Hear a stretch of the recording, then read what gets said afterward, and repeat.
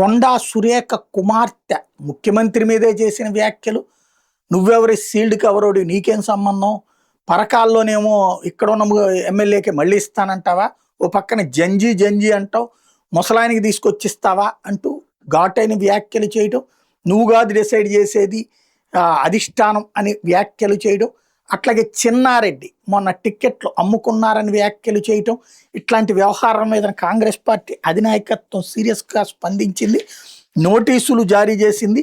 కొండా సుస్మితకు కాకుండా కొండా సురేఖకే నోటీసులు జారీ చేసింది. అలాగే మరి చిన్నారెడ్డికి నోటీసులు జారీ చేసింది, కందికి నోటీసులు జారీ చేసింది, మరోవైపున జక్కిడిని సస్పెండ్ చేసింది.